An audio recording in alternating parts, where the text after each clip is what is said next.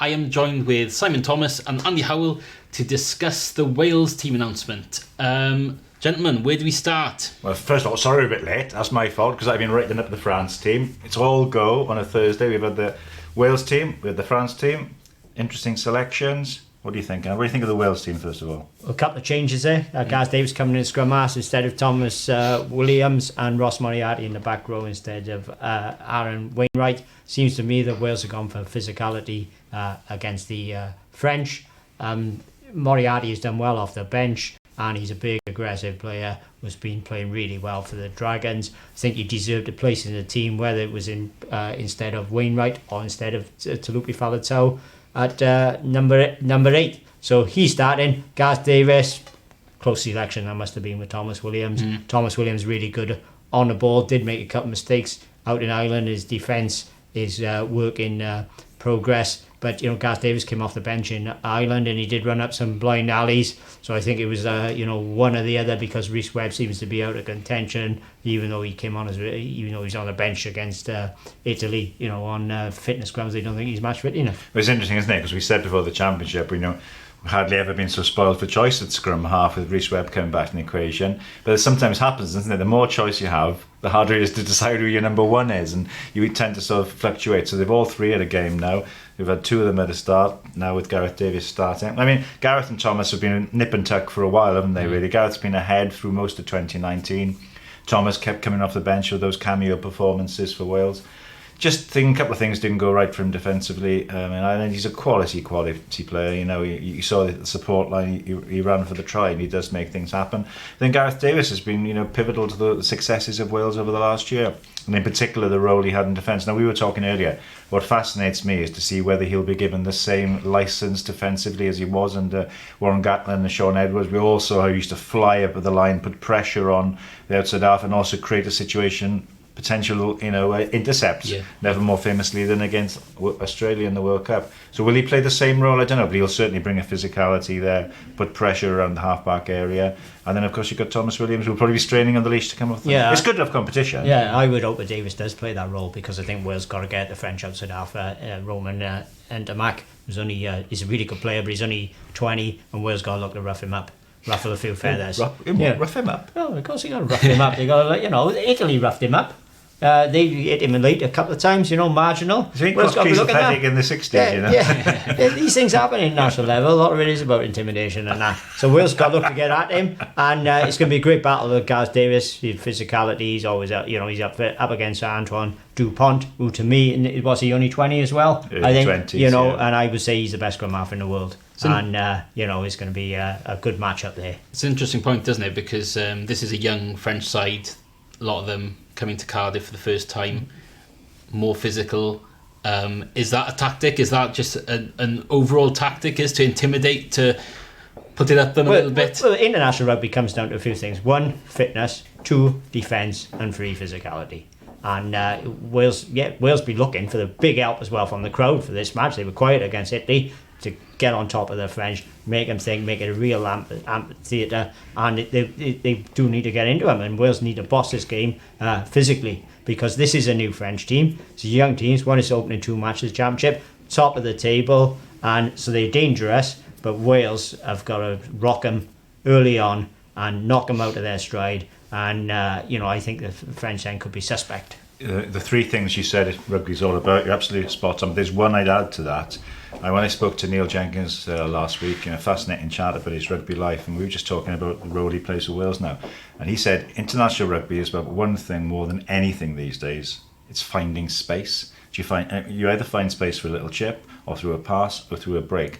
Now, against a Sean Edwards coached French team, finding space is going to be an absolute premium, because it can get very claustrophobic when you try and break down one of his teams. How do you get space? It'd be interesting to see. You also get space, man, by running through people. Well, that's what I was going to say. And he brought back in 2 physical running players in Moriarty and Gareth Davis. Yeah. So maybe that's one way that they're looking to find space. And I think Gareth Davis's support lines as well in attack. I mean, he just sniffs a try, doesn't he? Like the same as Thomas Williams does. Yeah. But I think Moriarty, I'm fascinated to see how he goes. so much talk about his future over the last months, really, for what he's going to do. And I think one of the things we all agreed was, he knows if he goes to England, because he's out of contract with the Dragons, he knows if he goes to England, that's the end of his international career. Now, if you're sort of umming and ahhing what to do, and you're thinking, well, am I going to have much of an international future? When you're at the very point of deciding that future, you just called up for Wales, it's probably going to help the WRU and Wales make a case to him, look, you're very much part of our plans. Sign for a Welsh region. Yeah, but I think that's a side issue for this. He's going to be busting for this match. He's been playing well for the Dragons. He thinks because he's a Moriarty, the old confident fellas, his dad and his uncle both started for Wales when he finished third in the 87 World Cup. Confident players, they think they're up there with the best in the world, and Moriarty will want to prove something to Wayne Pivac in this match, because he felt he should have started against Italy and should have started against Ireland. Wales were short of ball carriers up front against the Irish, and they want to get Moriarty on the ball and carrying it. They also want to see Jake Ball but carrying the ball more, and I think that's the reason why they brought Will Rowlands, Waslock, debut on the bench. Yeah, he's very athletic, he's very physical, he's a big ball carrier. Di Young thinks a lot of him. He's had him, seen the progression he's made. He was very much the shock selection. I think his father comes from Pontland Rice. He'll be a very proud man now watching him coming in. A bit surprised, to be honest, with Adam Beard.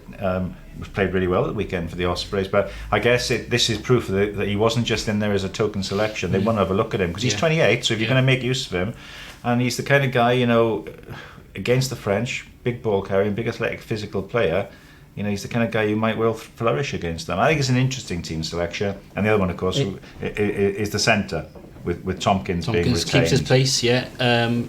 Owen Watkin went well last weekend on his return. He hadn't played since December because of knee cartilage surgery. Couldn't have done any more, actually. He had one of his really good game for the Took his try well, didn't he? Scored a try. Defensively, he's a real solid player as well. Played well, called in at the last minute during the World Cup quarter-final against France. Did really well defensively.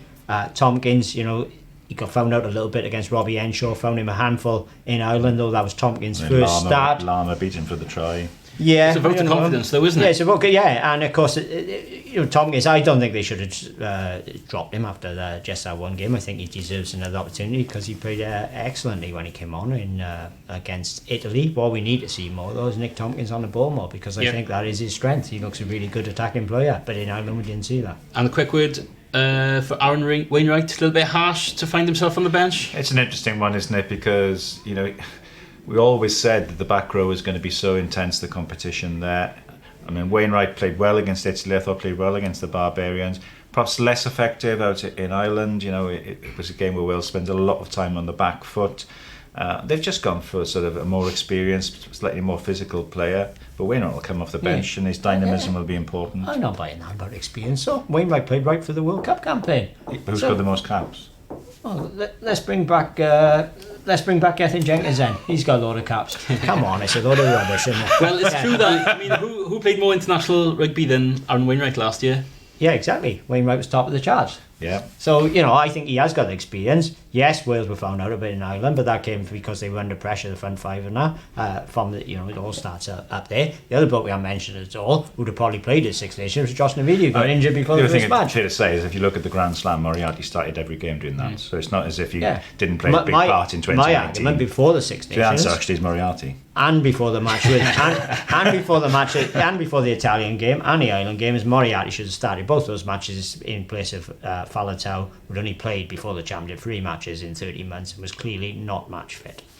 Right, well, it's heating up in here. We want to hear from you. We want you guys to ask our two gentlemen here any questions you've got for them. In the meantime, let's talk about another talking point in the team selection. I think we have to address Dan Biggar.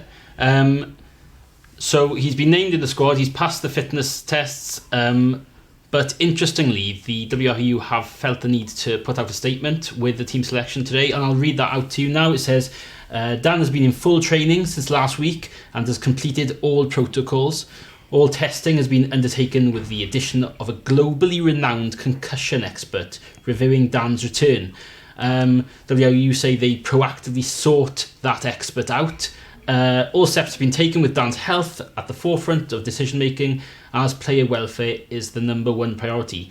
They obviously feel that they've had to make that statement to nip any controversy in the bud. Oh, and you can it's a preemptive strike, isn't it? They want to get their message out, which is fine. I mean, I think you take your hat off to the modern international rugby protocols. Because imagine 5 years ago even, you wouldn't even consider such a thing, to make a point. Because people just played, didn't they? It's right that we should be going through every possible test and there's being as much scrutiny and as much care given to the player welfare as possible. Now, we're not medics. We're not experts on it. They've obviously brought experts in. They've already got experts in the camp. They've looked at it and they've made the diagnosis. I mean, I think you can only work on the basis that if he passes every available test and is considered fit medically, then the coach is allowed to pick him. And what do you think, Ant? Yeah, for once I agree with you, Simon.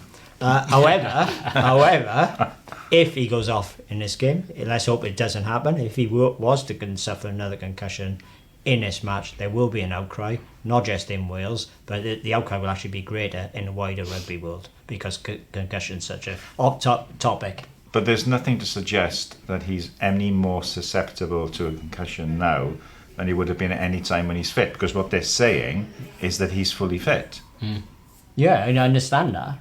But he could still suffer an unrelated concussion, and he could in any game, couldn't he? Yeah, but what you seem to be suggesting is that if he suffers another concussion, people were saying he shouldn't have been on the field. Well, they will, because they will automatically link it. It's happened in the past. It happened with George North, didn't it? So do you think... And Wales took George North out the fight, So would you have played him? I would have considered... Not on medical grounds. If that's the case, this is the case, which obviously it is, yeah, you'd be in my selection thinking. But I might have been tempted to start with Jared Evans anyway, because he brings off something different and he makes the opposition defence honest with his own running. Interesting. That's always interesting, Andrew. Do you think he'll have a role off the bench on Saturday? He could do. Depends how the game is going. If Wales are chasing the game, he certainly will. So he played well in Dublin when he came on. Yeah. However, if Wales are going out to win this game by 1 point, you can see there's a bit of a siege mentality building already, and of what they've been saying about the French and their scrum, etc. And that so Wales, they could be quite conservative, and they're just looking to win this match. And if it's close, they might feel bigger could well play the 80 minutes. Okay, we've got 1 or 2 questions coming in. That's great stuff. Please keep them coming. Matthew Fletcher says, I can't understand why we keep picking players that aren't playing well. You know what name we're going to talk about now. It's George North. Matthew says he hasn't been informed for a long period, with several players that have put their hand up week in, week out. What interests me is what Simon said about Will Rowlands. Wales want to look at him. Well, why didn't Wales have a look at Lewis Rees-Zammit against Italy? Because he's, along with Josh Adams, he's Wales' hottest winger at the moment, scoring tries for fun in the Gallagher Premiership. Scored another one against Exeter last week, left Stewart on for dead. And Wales should have had a look at him against Italy, and if he'd played well, he should have been starting right for this championship. But because they never picked him, then you can almost sympathise with the management should they throw him in against France. Well, he's not even in the bench at the minute. He's behind McNichol as well, isn't he, in the pecking order? And you can't see him coming in until Scotland now. No. I mean, on North, right, let's cut to the chase on this one. Every so often, over the last few years, you get to a period where one particular player gets it off the public, right? We've had it in the past. Priestland had it. Alex Cuthbert had it. Bigger's probably had it at certain times of his career. It's some people just, for some reason, they would make a couple of mistakes, which will be focused on more than if other people made mistakes. Now, George isn't playing as well as at the peak of his career. Yeah, that was in 2013, mind. 7 years ago now. Yeah, he's not playing as well as then. But he's still got 40 test tries to his name. What I think you will find is that if somebody else had dropped the ball that George dropped, like for example Thomas Williams. Thomas Williams dropped a ball, it led to a try. There wasn't a mass outcry about Thomas Williams. George drops a ball, which he'll be disappointed with. Yeah, but what a great pass to him, exactly. So, and yet he got pelters for that, didn't he? Yeah. Let's be honest. Yeah. Now, you can understand why people are questioning his position, because perhaps he hasn't been as productive as and contributed so much. But at the end of the day, he is someone who has delivered an awful lot at international level in terms of his try ratio. Works very hard. Would I have selected him for this game? Looking at this, it's a really tough one, isn't it? Because again, the same as the back row and with the scrum half, we've all again talked about this wonderful strength and depth in the back three. Yeah, but we're still not quite sure what the best back three is, you know? He's actually, in fairness to him, he's done fairly well this championship, starting at centre against Italy and on a wing. And you cannot, but if people, they're just barking, the people who blamed him for the defeat in Ireland, because it was nothing to do with him whatsoever. So, in fairness, I'd be inclined to play him in this game. What will be interesting for me, though, really interesting, is Sean Edwards knows him inside out. Teams have targeted George North's defence in the past. They know he can be pulled in from a 2-on-2 and gets pulled in and it creates an overlap actually for the opposition. How much will France play on George North in this game? Well, it's interesting. That brings us on to the French team selection in a way. Because that's been named now. There's only the one change in personnel, but it's quite a major reshuffle in the back division. Virimi Vakatawa, who was a lot of people's tips for one of the players of the tournament before, and missed the game against Italy with a triceps problem, which he picked up against England. He's back fit now, so he comes back into the midfield, which will be an interesting physical test for Nick Tompkins. He's a big boy, Vakatawa. And that has meant a reshuffle because they've got issues on the wing. Damien Penaud is still not over his calf injury. And unfortunately, Rates, who I think has made a big impact since coming in the championship, he broke his leg against Italy. So Fico has now gone onto the wing. So Vakatawa starts with Arthur Vincent in the centre. Now, Fico on the wing... That's interesting for me because he's up directly against North. Now, have they moved him to the wing because they think he can give North problems, or they moved him to the wing to handle North? No, I think it's the numbers. They've lost the two first choice wings have gone, So I think it's a needs must for them. In a way, I think it's good news for Wales. I think Fico is much more effective in the centre. But he's still a quality player, and he's the kind of guy who will pop up all over the place. But Vakatawa, I mean, if we don't handle him, it's going to be a long day at the office. Yeah, well, the people we've got to handle is their back row and their scrum half, because Olivier Aldrit has been a revelation this championship. Aldrit's been one of the players of the championship. and Dupont, masterclass behind them. Arguably the best player in the world at the moment. If those guys are running with the ball, they're going to be a right handful, because one thing the French can do is offload as well, which we saw in the World Cup quarter-final. And that one try they scored against Wales, it was brilliant. I just think it could be a really entertaining game, because I think it'll be physical, but I think there'll be a lot of flair involved and a lot of offloading. Well, let's give it a positive twist. Where do you see their weaknesses? Well, I think you look at the Italy game, and the last time out, and they conceded 22 points, and was it? I mean, and they were vulnerable, especially when Minozzi became involved. Now, Minozzi, he's a kind of will-o'-the-wisp full-back wing guy, not the biggest player in the world, but his footwork and his offloading caused them real problems. And I think that is always the way to beat a well-drilled team that doesn't miss many tackles is, yes, you get tackled, but the ball is kept alive in the offload. Now, who's the Welsh equivalent of a Minozzi? I mean, probably the person in the 23 would be someone like Tompkins or McNichol, probably as well, wouldn't it, in terms of quick feet. And Adams as well. I mean, Adams is a big one. But I mean, if you look at it, if you look at the try that Thomas Williams scored, the key offload come from Alan Wynne-Jones. He's playing like a Harlem Globetrotter at the moment. So I think that's the key, testing them in terms of the support lines and the offload. But the biggest thing, and Jonathan Humphreys I think mentioned it this week, is the speed of ball. The breakdown. They felt that they weren't really on it as they could have been in the breakdown. We've talked before, but the absence of Josh Navidi, a big factor in terms of speed of ball there. So it's going to have to be a collective forward effort in terms of the clear out. Yeah, I don't think Wales have been on it in either two matches in the championship. I thought they were in first or second gear against Italy for much of that game. So they've got to really be on it for this match, and they're going to have to step up a couple of gears. And what they got to do is capitalise on French inexperience. Some of these guys coming here, some for the first team, first time, crowd got to be a factor in that. Get at them, and hope the French freeze at the Principality Stadium. Wales got to be aggressive. They can't afford to miss tackles, and they got to play a cute game here. I don't think they can play pretty boy rugby because that could all the time. They only play it when it's on, because that could well play into French hands. I think they're going to have to tactically they're going to have to kick well. Are there any more questions there, Sean? Well, we've got an interesting statement here. See what you make of this one. Steve Jones, I'm loving this one, by the way. I think the back row they have picked is the best in the world. Discuss. The Welsh back row. The Welsh or the French? I think it's the Welsh. I hope he's the Welsh. I think he's perhaps getting a bit carried away with that. What do you think, Simon? I don't think that's the best back row in the world, no. How good is it, though? I think Tipuric has probably been the player of the championship for Wales so far. He's been absolutely excellent in different ways as well, both in defence and in his skills he brings and carrying. I think that he would be a contender for a world back row. Faletau has not been, understandably, at the top of his game because he's only got 3, maybe 4 matches under his belt, and the other position's been changed. Yeah. So that doesn't suggest that they're entirely convinced about the 6th position. So I think we've got a great depth at back row, but we're still juggling it around to try and find the best solution. And I think it'd be interesting to come the England game. I would imagine Navidi might come back into the equation for that because he offers something different again, you know. Got another question here from Rob Bradshaw. This is an interesting one. We've heard it's suggested that there should be a singing section in the Principality Stadium. Rob says the atmosphere was a bit flat for him in the Italy game. Is that a factor, something you gentlemen have noticed in recent matches that you've covered?